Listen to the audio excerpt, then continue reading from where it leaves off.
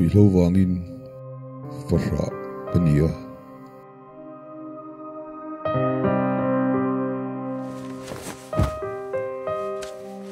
Ruihhlo wangin kamalam hun kachana HIV/AIDS wangin kapasal kachana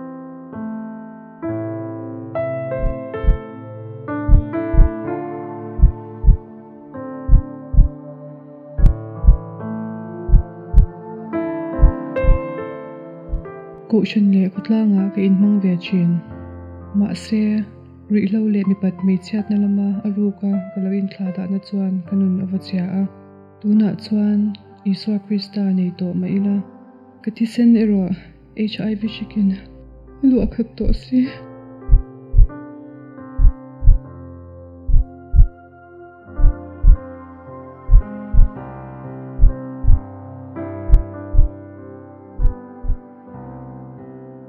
mi ngaya kong dik ni om takalang